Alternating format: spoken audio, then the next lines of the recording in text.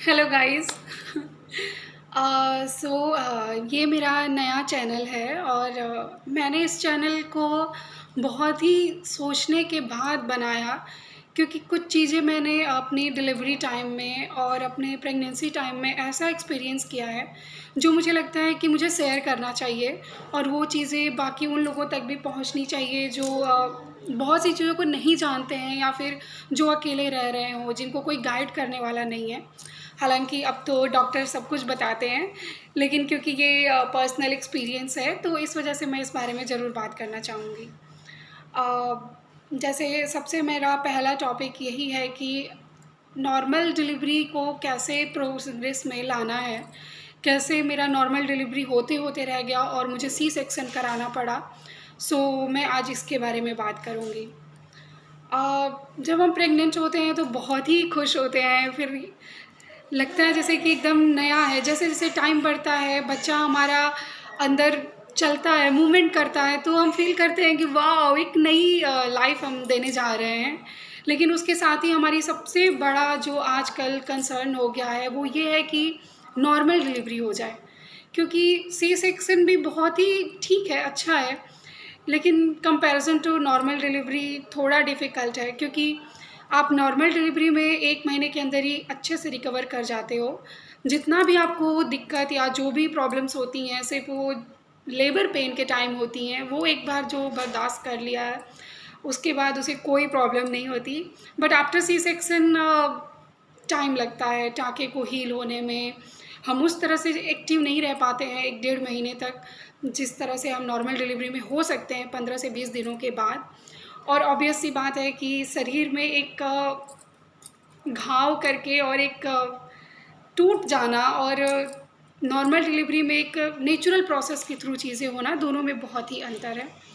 तो गाइज़ हुआ ये कि मेरा जब डिलीवरी डेट नज़दीक आ गया, तो मैं डॉक्टर के पास गई थी लास्ट कलर डॉपलर कराने। तो मुझे डॉक्टर ने तभी ये बात बताई कि आपके बेबी का वज़न जो है वो 3.5 है और आपका बेबी बहुत हेल्दी है। तो आप ऐसा करिए कि आप आफ्टर 2 डेज़ आ जाइए, एडमिट हो जाइए, बच्चे को और कितना हम लोग वो हेल्दी बनाएँगे। तो मुझे लगा ओके ठीक है, बट मैं वेट करना चाहती थी टिल टाइम मेरा जो डिलीवरी डेट था उस टाइम तक मैं वेट करना चाहती थी। फिर मैं गई उनके कहे अनुसार। अ, सबसे बड़ी दिक्कत मेरे साथ ये हो गई कि मुझे लेबर पेन खुद से स्टार्ट नहीं हुआ और मुझे इस बारे में बिल्कुल आइडिया नहीं था कि इंजेक्ट करके भी लेबर पेन स्टार्ट कराया जाता है। कुछ दवाइयाँ हमारे प्राइवेट पार्ट में रखी जाती हैं जिनसे कि लेबर पेन स्टार्ट होता है। वो चीज़ों के बारे में मुझे बिल्कुल आइडिया नहीं था, मैंने किसी से सुना नहीं था। बट मेरे अंदर बिल्कुल ये था कि हाँ, मेरा नॉर्मल डिलीवरी ही हो। मैं गई और उस जाने से पहले मेरी मेरी दीदी हैं एक, उनसे मेरी बात हुई। तो उन्होंने पहली बार मुझे ये चीज़ बताई कि उनकी बेटी भी इंजेक्ट करके हुई थी। तो ये चीज़ मुझे नहीं पता थी। अगर ये बात मुझे थोड़ा और पहले पता चल गई होती तो शायद मेरा नॉर्मल डिलीवरी हो गया रहता, क्योंकि मेरा बेबी का वज़न बहुत ज़्यादा था और साथ में मेरा प्लेसेंटा भी लो था, तो चीज़ों को मैनेज करना बहुत मुश्किल हो गया। मैं गई हॉस्पिटल और वहाँ जाके मैं एडमिट हो गई और वहाँ पे उन लोगों ने फर्स्ट डे तो बिल्कुल नेचुरल सा प्रोसेस उन लोगों ने किया। बट शाम के टाइम उन लोगों ने मुझे कुछ दवाइयाँ दी, ऐसा इंजेक्ट किया, जिससे कि मुझे after 12 hour labour pain start हुआ। बट कहते हैं ना कि कभी भी जब लेबर पेन घर में स्टार्ट होता है, खुद से स्टार्ट होता है, तो हम लोग बहुत देर तक घर पे रह के जाते हैं हॉस्पिटल। बट वहाँ पे क्योंकि मेरा लेबर पेन हॉस्पिटल में स्टार्ट हुआ और शाम को 6 बजे मेरा लेबर पेन स्टार्ट हुआ और सुबह के 5 बजे तक मैंने पेन फ़ील किया। लेकिन फिर भी लास्ट टाइम मेरा डिलीवरी नहीं हो पाया नॉर्मल, क्योंकि मेरे बच्चे का वज़न ज़्यादा था और मुझे फिर सी सेक्शन के लिए ले जाया गया। तो गाइज़ यहाँ मैं यही बात कहना चाहती हूँ कि हमेशा हमें इस चीज़ के लिए प्रिपेयर रहना होगा, जागरूक होना होगा कि आजकल चीज़ें हो कैसे रही हैं, कैसी चीज़ें की जा रही हैं। क्योंकि मैं तो बिल्कुल इस बात से अनजान थी, चीज़ों को मैं समझ नहीं पाई थी। तो मेरा नॉर्मल डिलीवरी होते होते रह गया। अगर ये बात मुझे पहले पता चल गई होती कि नहीं, मुझे बच्चे का वज़न ज़्यादा नहीं होना चाहिए, इतने पे ही नॉर्मल डिलीवरी हो सकती है, ज़्यादा बच्चे का वज़न हुआ तो नॉर्मल डिलीवरी होने में दिक्कत होती है, तो मेरा अभी नॉर्मल डिलीवरी हो गया रहता। जो मैं 3-4 दिन बाद जाके एडमिट हुई, वो मैं 3-4 दिन पहले एडमिट हो जाती, क्योंकि मैं ड्यू डेट के दिन, जिस दिन मेरी ड्यू डेट थी उसी दिन मेरा बेबी हुआ। और मेरा बेबी 4 केजी का था। दैट्स वाई थोड़ा प्रॉब्लम हो रही थी उसको आप करने में। सो मैं यही कहना चाहूँगी कि जब भी आप डॉक्टर के पास जाएं, आप सारी चीज़ों को पहले ही पूछ लें। आप उनसे पहले तो ये पता कर लें कि मेरी नॉर्मल डिलीवरी होने के क्या-क्या चांसेस हैं। डॉक्टर आपको 10 दिन पहले, 15 दिन पहले मैक्सिमम स्थिति बता देती हैं कि क्या चांसेस हैं, क्योंकि ये बहुत सी चीज़ों पे डिपेंड करता है। पहली चीज़ें हैं जैसे आपका बीपी, आपका थायराइड, आपका और भी चीज़ें, बच्चे की हार्ट बीट, बच्चे की कोई वोकल कॉर्ड उसके गले में तो नहीं फंसी है, ये सारी चीज़ें हैं। तो अगर ये सारी चीज़ें सही हैं, कोई दिक्कत नहीं है, तो फिर नॉर्मल डिलीवरी बहुत ही आसानी से हो सकती है।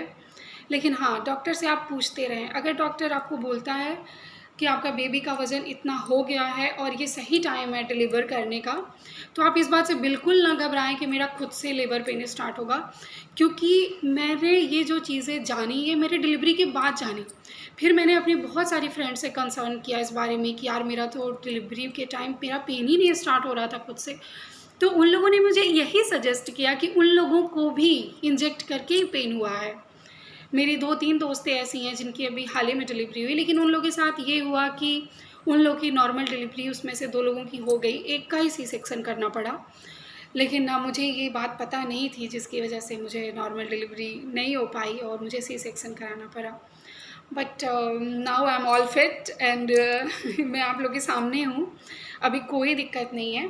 बस ये है कि हाँ, 40 दिनों तक हमें काफ़ी ज़रूरत होती है रिकवरी की, हमें काफ़ी ज़रूरत होती है रेस्ट की, और 3 महीने तक हम कोई ऐसा काम नहीं कर सकते जिससे हमारे टाँकों पे ज़ोर पड़े या कुछ भी।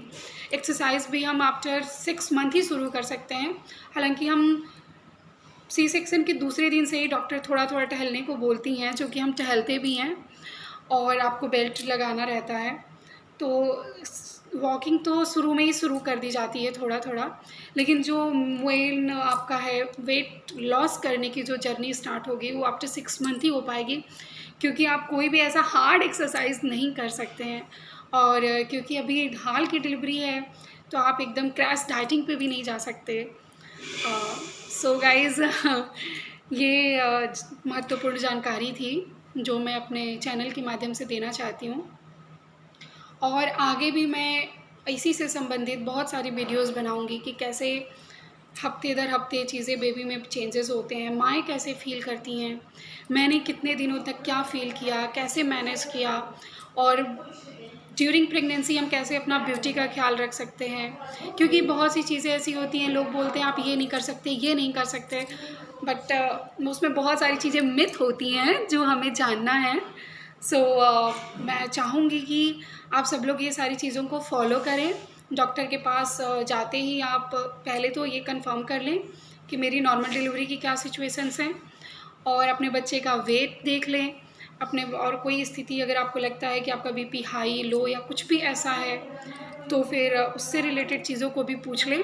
और अगर डॉक्टर बोलती है कि आप आइए, हम आपको इंजेक्ट करके लेबर पेन देंगे, तो उसमें भी कोई प्रॉब्लम नहीं है गाइज़। लेबर पेन स्टार्ट हो जाता है और बहुत ही आराम से नॉर्मल डिलीवरी हो जाती है, क्योंकि मेरी फ्रेंड्स का हुआ है। हालांकि मेरा नहीं हो पाया, क्योंकि मेरे बच्चे का वज़न बहुत ज़्यादा हो गया था और वो लेबर पेन अब बस का नहीं था, और डॉक्टर भी अब बार बार यही बोल रही थी कि हम गारंटी नहीं दे सकते कि आपका नॉर्मल डिलीवरी हो ही जाएगा। और मुझे बहुत दर्द हो रहा था, तो सब लोग बोले कि ओके, क्योंकि इस बात का भी डर रहता है कि कहीं ऐसा ना हो कि बच्चे के गले में कॉर्ड फंस जाए, या फिर कहीं ऐसा ना हो कि बच्चा गंदा पानी पी ले, या बच्चा पेट में पॉटी कर दे। तो इन सब चीज़ों को भी देखना होता है। अगर बच्चा ये सब में से कुछ भी कर देगा, तो बच्चा और जच्चा दोनों को प्रॉब्लम हो सकती है। सो इन सब चीज़ों को ध्यान में रखना पड़ता है। कभी भी जाना है तो बहुत सारी तैयारियों के साथ जाना है। और हाँ, सबसे महत्वपूर्ण चीज़ ये है कि हमें हमेशा मेंटली प्रिपेयर रहना होगा। मेंटली प्रिपेयर इस सेंस में रहना होगा कि शुरू से ही आपको तैयार रहना है कि आपकी या तो नॉर्मल डिलीवरी होगी या तो सी सेक्शन होगा, और दोनों ही केस में आप बहुत जल्दी रिकवर कर जाएंगे। और ऑलमोस्ट ये हैप्पीनेस का खेल है, आप एंजॉय करेंगे अपना मदरहुड। तो ऑब्वियसली बात है कि चीज़ें बहुत तेज़ी से पास होती हैं और हम रिकवर कर जाते हैं, पता भी नहीं चलता है। So guys, please like, share and subscribe my channel, और मैं आगे ऐसे ही महत्वपूर्ण जानकारियाँ देती रहूँगी आप लोगों को, ताकि आप लोग मेरे पर्सनल एक्सपीरियंस से चीज़ों को जान सकें। और जो गलती की वजह से मुझे अज्ञानतावश मुझे नहीं पता था कि बच्चे का वज़न इतना हो जाएगा तो दिक्कत होगी या फिर और कोई प्रॉब्लम हो सकती है, और मेरा नॉर्मल डिलीवरी होते होते रह गया, वो आप लोग के साथ ना हो। So please please guys, please like and share and subscribe my channel और stay tuned with me. Thank you.